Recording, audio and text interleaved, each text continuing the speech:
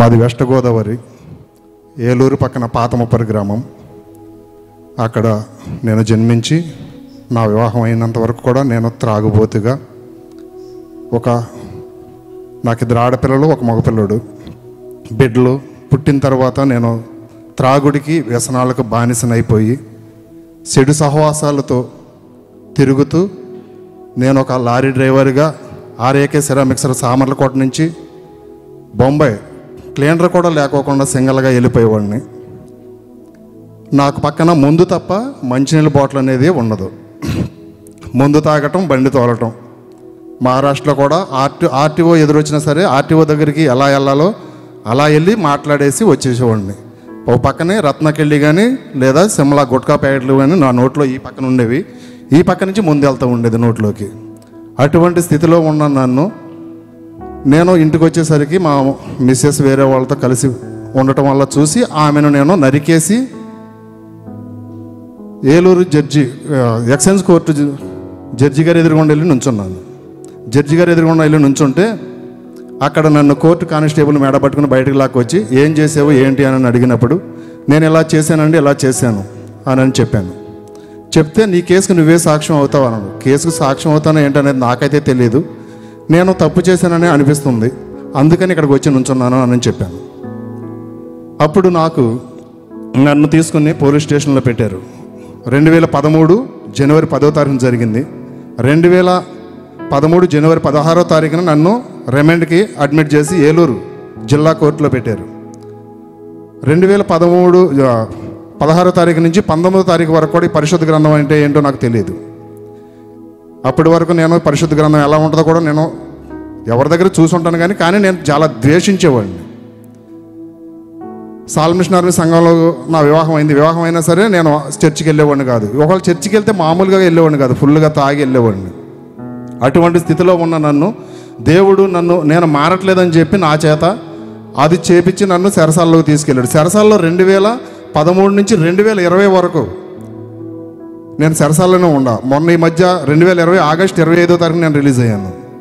చెరసాల జీవితంలో నేను తెలుసుకున్నది పరిశుద్ధ గ్రంథం నుంచి 102వ కీర్తనలో నుంచి 21వ వచనంలో దేవుడు ఒక మాట చెప్తాడు, చెరసాలలో ఉన్న వారి మూలుగును నేను వినుచున్నాను అనే మాట మేము ప్రతిరోజు ప్రార్థన చేసుకునేవాళ్ళం చెరసాల్లో ఉండగా. చెరసాల్లోకి వెళ్ళిన తర్వాత కూడా నాకు ఎన్నో శోధనలు ఎదురైనాయి. నేను మాట్లాడే మాటలను బట్టి అక్కడ నన్ను రాజమండ్రి సెంట్రల్ జైలు హాస్పిటల్లో పనిచేసేవాడిని పేషెంట్ల దగ్గర. పేషెంట్లు తిన్నా తినకపోయినా వాళ్ళు ప్రతి విషయాలు తెలుసుకుని డాక్టర్ గారు వాళ్ళకి తెలియపరచాలి.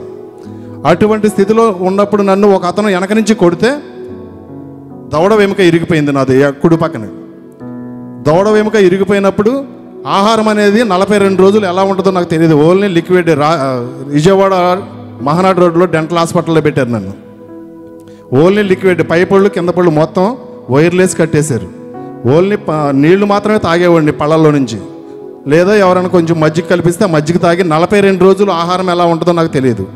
అటువంటి స్థితిలో ఉన్న నన్ను దేవుడు గొప్పగా ఆయనలో బలపడడానికి నన్ను మార్చి ఆయన జీవితంలో నేను ఇంకా ఎంతగానో బలపడాలని చెప్పి దేవుడు నాకు ప్రతి దైవజనుడు వచ్చిన ప్రతి మాటను తెలుసుకొని దైవజనులు చెప్పిన వాక్యాలను మేము రెఫరెన్స్లు రాసుకొని అక్కడ చెరసాల్లో కూడా దైవజనులు 2018 23వ తారీఖున మన జాన్ వెస్లీ గారు మీటింగ్ పెట్టారు చెరసాల్లో రాజమండ్రి సెంట్రల్ జైల్లో 2018లో.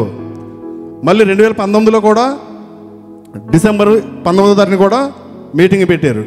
ఆ మీటింగ్లో అమ్మగారు అయ్యగారు ఇద్దరు ప్రార్థనలు చేసేవాళ్ళు మా కొరకు. ప్రతి విషయం అమ్మగారు చెప్పిన మాటలు అయ్యగారు చెప్పిన మాటలు ప్రతి విషయం కూడా మేము రెఫరెన్స్లు రాసుకొని మళ్ళీ లోపలికి రూమ్లోకి వెళ్ళిన తర్వాత వాటిని ధ్యానించుకుంటూ ఉండేవాళ్ళం.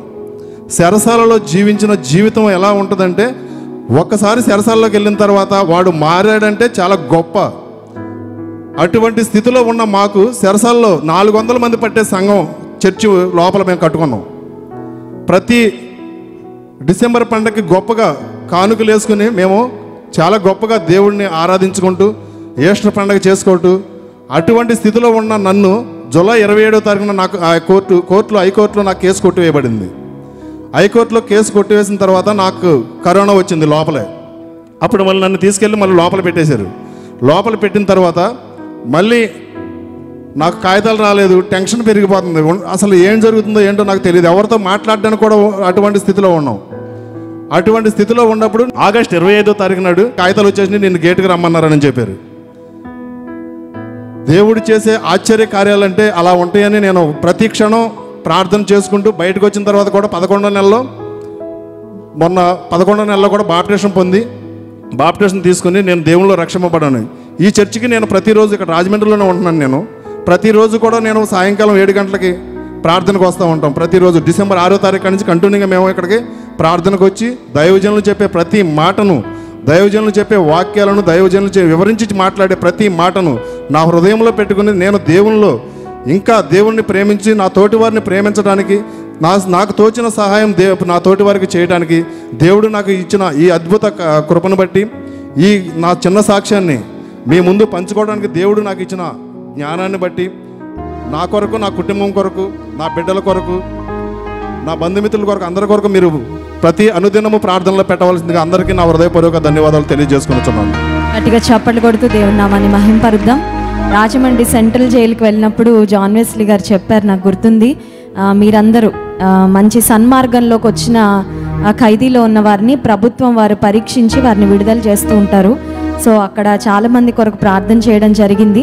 సో దేవుడు బ్రదర్ను మరి ఒక మార్చబడిన వ్యక్తిగా, ఒకప్పుడైతే వ్యసనపరుడు, ఒకప్పుడైతే కఠినాత్ముడు, తన భార్యను కూడా చంపిన వ్యక్తి, కానీ మార్పు చెంది ఈరోజు దేవుని సన్నిధిలో సాక్షిగా నిలబెట్టుకున్నాడంటే దేవుడు మార్చలేని వారి ప్రపంచంలో ఎవరైనా ఉన్నారండి?